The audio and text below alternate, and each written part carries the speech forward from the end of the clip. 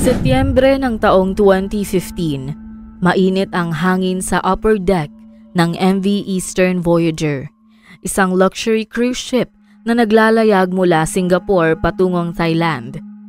Sa loob ng halos 4 na buwan, si Ricardo Manalang, isang 32 anyos na seaman mula Cavite, ay nagtrabaho bilang bahagi ng housekeeping crew ng barko. Hindi ito ang unang beses niyang sumampa sa isang cruise ship, pero kakaiba ang pakiramdam niya sa barkong ito. Sa loob ng 3 buwan, naging malapit na kaibigan ni Ricardo si Budi Santoso, isang 28 anyos na seaman mula Indonesia na nagtatrabaho naman bilang utility crew. Magaan ang loob niya rito, masipag, mabait at laging may kwento tungkol sa kanyang pamilya sa Surabaya. Ngunit isang araw bigla na lang hindi sumipot si Budi sa kanilang duty. Nagtaka si Ricardo, hindi ito pangkaraniwan. Alam niyang hindi basta-basta absent si Budi nang walang paalam. Sinubukan niyang tawagin ito sa kanyang cabin ngunit walang sumasagot. Nang buksan niya ang pinto, tumambad ang kwarto na tila hindi ginamit. Bakante ang kama, walang personal na gamit sa loob at parang walang bakas na may taong namalagi roon. Nagsimulang kumalat ang bulong-bulungan sa mga tripulante. May nagsabing bumaba na ito sa huling port pero walang nakakita rito. May ilan pang nagsabing baka nag-awol lang pero hindi ito kapanipaniwala para kay Ricardo. Nagdesisyon siyang magtanong sa ilang kasamahan pero napansin niyang marami ang iwas sa kanya. Lalo siyang kinabahan. Kinagabihan sa kanyang paglilibot, napansin niya ang tila bakas ng dugo sa sahig sa sulok ng lower deck, malapit sa cargo area. Napansin niyang tila nilinis ang lugar na ito ngunit hindi tuluyang naalis ang pulang mantsa. Sa di kalayuan, may mga tauhan ng barko na nakatayo malapit sa railing. May narinig siyang mahihinang usapan pero hindi niya maintindihan. Bumigat ang pakiramdam niya. Hindi niya alam kung paano pero lumakas ang kutob niya. Si Budi ay hindi lang basta nawala. At kung totoo ang hinala niya, malamang ay hindi ito ang unang beses na may nangyaring pagkawala ng isang tauhan sa barkong yon. Hindi matahimik si Ricardo. Sa loob ng ilang araw patuloy niyang tinatanong ang mga kasamahan kay Budi. Pero halos lahat ay nag-iwas ng tingin. May ilan na halatang nag-aalinlangan bago sumagot, bumaba na raw ito sa huling port. Pero alam niyang kasinungalingan yon. Isang gabi habang nasa break, nagdesisyon siyang bumaba sa cargo hold, ang bahagi ng barko kung saan nakaimbak ang mga supply. Hindi ito lugar na madalas puntahan ng housekeeping crew, pero sinadya niyang dumaan doon sa pag-asang makahanap ng palatandaan tungkol kay Budi.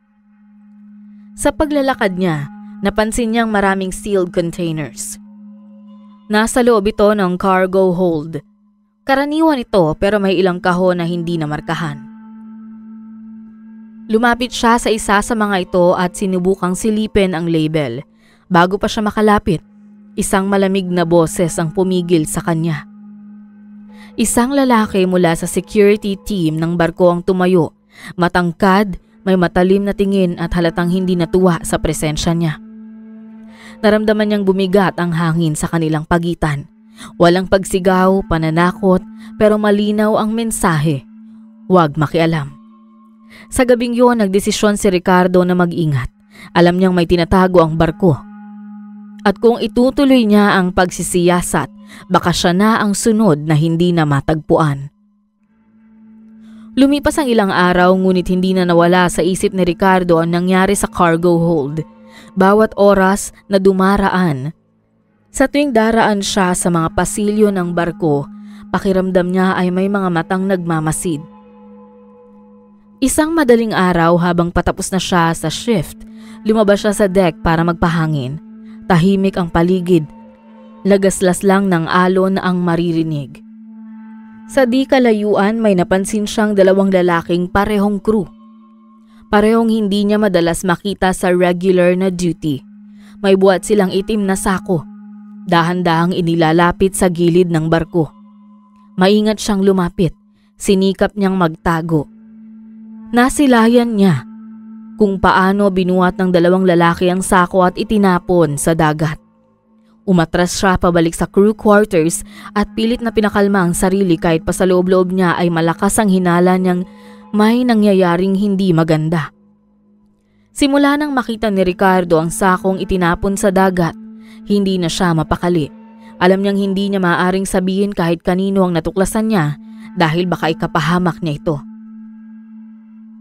Sa loob ng mga sumunod na araw, sinikap niyang kumilos ng normal.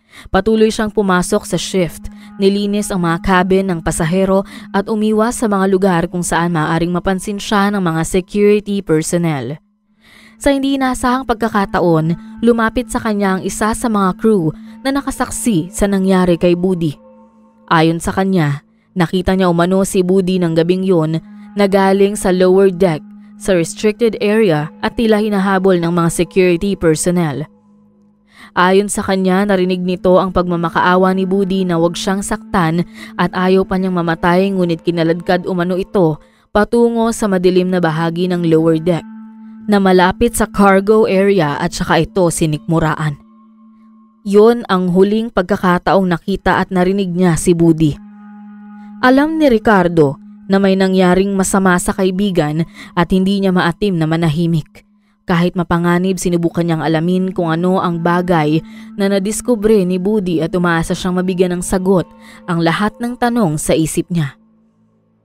Isang gabi, nagdesisyon siyang bumalik sa restricted area sa ilalim ng barko. Sa likod ng malalaking drum ay may isang makipot na pasilyo patungo sa isang silid. Bagamat labis ang kabang nadarama ay naglakas ng loob si Ricardo na buksan ang pinto. Palingalinga ito sa paligid, ngunit sa tiyempong yon ay tila nagpapahinga na rin ang karamihan sa mga bantay kung kaya't nagawa niyang makapasok. Laking gulat ni Ricardo nang makita niya ang isang grupo ng dayuhan na kung tatansyahin ay aabot sa 10 katao. Karamihan sa kanila ay mga babae. May mga lalaki at ilang bata at ang mga ito ay nakagapos, may takip sa bibig. Sa tabi nila ay may cold storage na may mga nakasulat na letra na kung basahin ay for transplant. Tuluyang napagtanto ni Ricardo kung ano ang iligal na nangyayari sa barko. Ang mga taong ito ay dinukot para gawing organ donor para sa mga mayayamang kliyente ng sindikatong nagtatago sa anino ng isang lehitimong cruise ship. Bagamat gusto ni Ricardo na pakawalan ang mga ito, pero alam niyang hindi yun magiging madali. Maaaring mahuli siya at manganib din ang buhay niya. Nag-isip siya ng paraan at sa sandaling yun ay sinubukan niyang tumakas at humingi ng tulong. Ngayon malinaw na sa kanya kung bakit nawala si Budi. Malinaw rin kung bakit maraming tripulanteng basta na lang naglalaho sa barkong ito. Siguro'y may mga nakatuklas ng sikreto at pinatahimik ng tuluyan. At ngayon, siya naman ang nakakaalam ng totoo. Nang lumingon siya, may nakita siyang anino sa kabilang dulo ng cargo hold. Nagdahan-dahan siya sa pag-alis sa pamamagitan ng pagkubli sa madilim na daanan palabas ng storage facility. Alam ni Ricardo na wala na siyang oras. Nang gabing yon, hindi siya bumalik sa cabin. Masyado nang delikado. Alam niyang kung babalik siya ron, maaaring may naghihintay na sa kanya. Sa halip, naghanap siya ng lugar kung saan maaaring magtago. Pumasok siya sa isang utility closet. Nagtago sa likod ng mga supply shelves. Doon niya inisip ang kanyang susunod na hakbang. Kailangang makababa siya ng barko sa susunod na port. Ayon sa schedule, dadaan ang MV Eastern Voyager sa Port Klang, Malaysia kinabukasan. Kailangan niya makahanap ng paraan para makatakas bago pa siya mahuli ng mga kasabwat ng sindikato. Sinubukan niyang kumilos ng normal, hindi nagpakita ng anumang senyales na may nalaman siya. Ngunit napansin niyang may mga matang sumusunod sa kanya. Ilang security personnel ang tila palaging nasa paligid niya kahit saan siya magpunta. Kahit sa mess hall, pakiramdam niya hindi siya iniiwan ng tingin ng ilan sa mga senior crew. Bagamat pigil ang mga ito na gumawa ng anumang eskandalo dahil maaaring maalarma ang mga pasahero. Alam ni Ricardo na wala na siyang pagpipilian kundi tumakas. Kung hindi siya makakaalis bago bumalik sa laot ang barko, maaaring siya ng sunod na itatapon sa dagat. Nag-aabang siya at humalo sa ilang mga pasahero ng cruise. Nang dumaong ang barko sa Malaysia, sinubukan niyang lumapit sa unloading area. Kitang-kita niya ang ilang crew na nagbabantay sa gangway. Mahigpit ang seguridad, hindi siya makakadaan ng hindi napapansin. Nakita niyang may isang grupo ng mga lokal na supplier na pumapasok para magdala ng bagong supply sa barko. Alam niyang ito lang ang pagkakataon niyang makalabas. Nang lumapit ang isa sa mga crew para kausapin ang mga supplier, mabilis siyang sumingit sa likod ng isang trolley na puno ng kahon. Dahan-dahan siyang gumalaw, sinisikap na hindi gumawa ng tunog. Nang marating ang mismong gangway, huminga siya ng malalim at sumabay sa grupo ng mga supplier na pababa. Naramdaman niyang bumibilis ang tibok ng puso niya pero hindi siya tumigil. Sa wakas, nakatapak siya sa lupa. Nakita niya ang isang grupo ng Malaysian Port Police na nakatayo sa di kalayuan. Hindi na siya nagdalawang isip, diretso siyang tumakbo papunta sa kanila. Halos hindi siya makasalita sa kaba at hingal habang ipinapaliwanag niya ang nalaman sa MV Eastern Voyager. Ang iligal na pagkuha ng organ at pagpupuslit ng mga tao para gawing donor. Ang pagkawala ng kanyang kaibigang si Budi at iba pang tripulanteng itinatapon sa dagat. Kumilos nga ang mga otoridad. Habang abalang barko sa cargo operations nito, pinalibutan ng Malaysian Maritime Police ang MV Eastern Voyager. Isang inspeksyon ang isinagawa. At sa loob ng cargo hold, natuklasan ang grupo ng mga kababaihan at mga bata na karamihan ay nagmula sa India, Nepal at Cambodia.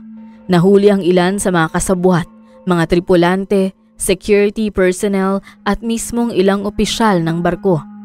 Gayunpaman, may iba pang malalaking tao sa likod ng operasyon ang hindi pa nahuhuli. Ayon sa ulat ay pinapatakbo umano ito ng isang malaking grupo mula sa China. Bagamat hindi pa ganap na natutuldukan ang sindikatong nagpapatakbo ng operasyon, nakuha ni Ricardo ang katarungang hinahanap niya para sa kaibigan at nagawa rin itong iligtas ang ilan sa mga biktimang nasa bingit ng kapahamakan. Bago siya makabalik sa Pinas, nangako ang mga otoridad na ipapaalam sa pamilya ni Budi sa Indonesia ang buong insidente. Nangako rin sila na hindi titigil hanggat hindi natutunton ang punot dulo ng masamang gawaing natuklasan niya. Nang makauwi si Ricardo sa Cavite, dala niya ang bigat ng mga alaala mula sa barkong yun. Ang kanyang kaibigan na hindi na nakabalik, ang mga buhay na nawala sa ilalim ng dagat, at ang lihim na matagal nang nakakubli sa tila ordinaryong sasakyang pandagat. Sa kabila nito, alam niyang kahit papano nabigyan niya ng hustisya ang mga biktima, kabilang ang kanyang kaibigan at ang kaisipang ito ang nagbigay ng kapayapaan sa kanyang isip at puso matapos niyang pagdaanan ang isang mapanganib na karanasan at matinding bangungot na hindi na niya gugustuhing balikan kahit kailan.